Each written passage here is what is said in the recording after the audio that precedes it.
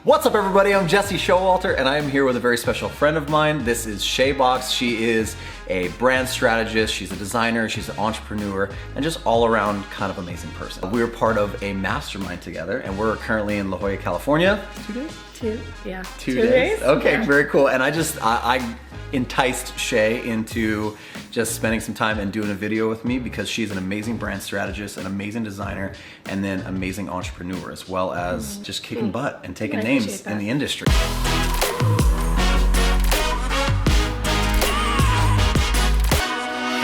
Why don't, besides the intro I just gave, would you mind giving us like a little 30-second Wikipedia bio about you? Sure. So I describe myself as a brand stylist.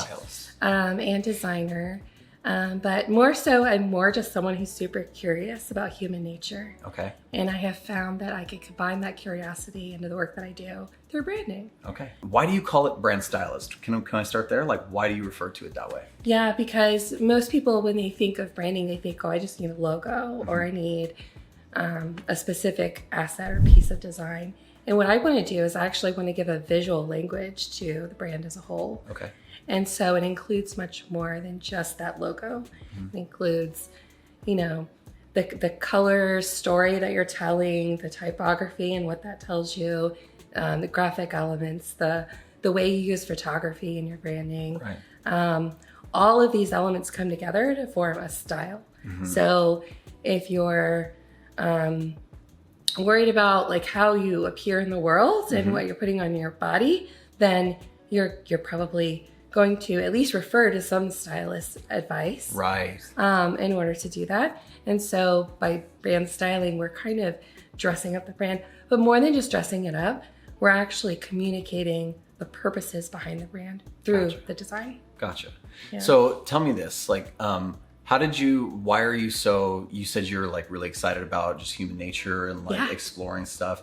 How does that play into the work that you do? Because I really think your work is unique and it has a style. Although I really like a lot of the stuff you do, you can be very versatile. Like I see like a lot of strengths in like the style that you have. And I think a lot of people would come to you for that. So how does your desire to explore and know stuff, how does that play into your work? So because I'm so curious, I actually want to find out more about the person I'm designing for than my own particular style. And that's because I feel like people have ideas for their brands or these little nuggets, these little essences that they want to manifest in the world in some way. Like this is the idea, this is what I want to bring to the world. And in order to bring that about, they come to me with words that these are the words that I want to create into something tangible. And I'm of the belief that words need flesh. And so from my spiritual perspective, that's called incarnation. And just like the word was manifested into the world and incarnated, I want to incarnate the purposes behind these wonderful entrepreneurs through creating something visibly, tangibly that can be touched and felt and smelled. And that's what I do through branding. That's so, I just like, even the words you use, I can tell that you're passionate about it. I am. And you love the process and you love like what you do. And I would expect that like your clients would feel the same way. Can I ask some like nitty gritty questions? Yeah. Like about how you came to be who you are now? Sure. So when you started designing, did you go to school? Did you not go to school? Did you just figure it out? What was the deal? I am a college dropout, so no school. I just figured it out, and I started by playing and just being like, I want to toy around with this. I'm up late at night with the baby, you know, what am I going to do? Right. And it was simply through curiosity and exploration that I figured out how to do what I do. Yeah. And as I'm putting those things out into the world just for fun, I realized there are other people who need them, and that in some way we could work together to create more things. Right. So yeah, so then I started doing it professionally, totally by accident. Totally by accident? Yeah. Can you tell me what was the accident that like when did it become professional? When did you get paid for the very first time and go, oh my gosh, like this is a thing? Yeah. Do you want me to tell this? Yeah, I do. I want to know. Okay. So you remember the days of MySpace? Yes. Okay.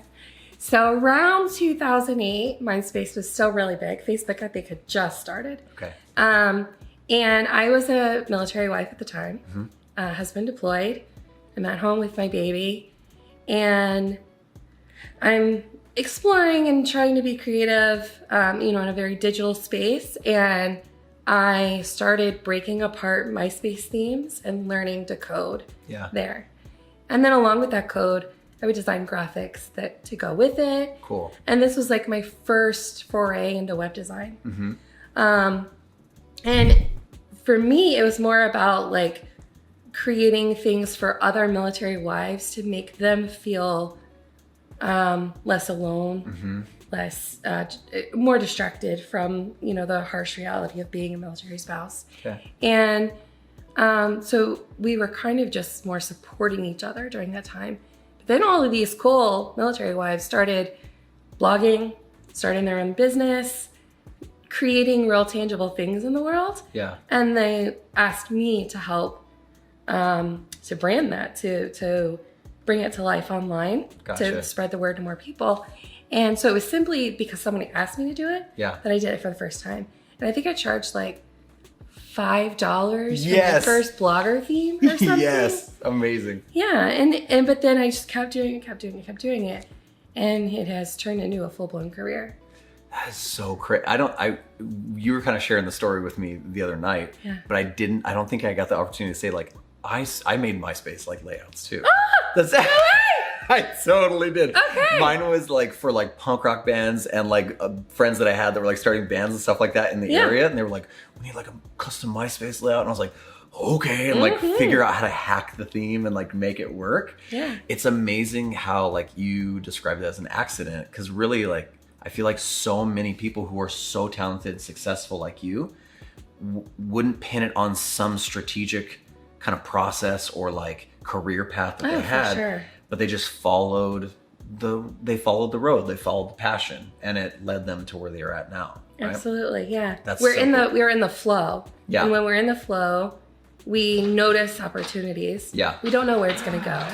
Yeah. But if we take it, that could go somewhere really cool. Yeah, that's so cool. Okay, so I would love, because like a lot of people are like just starting out their careers, they're like getting going. Like, what tips could you give somebody who's was in your situation, right? And they want it to be a career. Like they want to bump into that happy accident and take it to that next level. Like, is it encouragement, motivation? Is it technical advice? What is it that you would say you need to know? I think it is completely curiosity and playfulness. Being willing to try things, listening to the people who are asking you for things.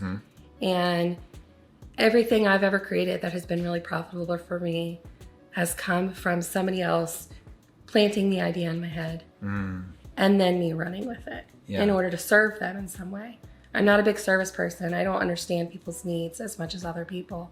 But if somebody asks me for something, I know how to deliver on it. Gotcha. And so I feel like listening to the people who need you and giving them what they're asking for is kind of, I think, the best piece of business advice anyone could have. That's awesome. So curiosity, empathy. Yes. Asking good questions and actually listening. Yeah. Those are such hard skills. And I feel like it's way more recommended that people would go out and take a course and learn how to use a tool and do all of that stuff. But you're kind of going the other way. No, those are less important. Those are less important. Like. Yeah. That's so amazing. Yeah. I agree with that. Like they are way less important. I feel like you will go further faster if you have the passion, the curiosity, like that makes you want to learn those tools so you can answer those questions. Because if you're curious, you're already looking for those things already. Nobody needs to tell you that. Gotcha. Yeah. Shay Bocks, what is next for you? Like do you love what you're doing? You want to stay where you're at? Do you have is your curiosity leading you in other places? Yeah, my entire career, I've done everything digitally online, and I'm starting to see that change and come more into physical spaces. And yeah, I'm just kind of open to seeing where that goes. Okay. That's really exciting. Okay, I'm gonna make sure that everybody hits the links in the description, follows all of the stuff, the amazing work that you do. Is there anywhere else online that they can find you? I know like your website, any other places? Website, Instagram. That's probably where I'm the most, yeah. Instagram. Okay, we're gonna put all those links in the description. Absolutely, like check those links out. You have to. She's amazing. She will inspire you if she hasn't already with everything that she's said. So if you guys like the video, like, subscribe, all that kind of stuff. But definitely check out Shay. Thanks, Shay. I really appreciate your time. You, You're the best. Thank you. Okay. Bye, everybody.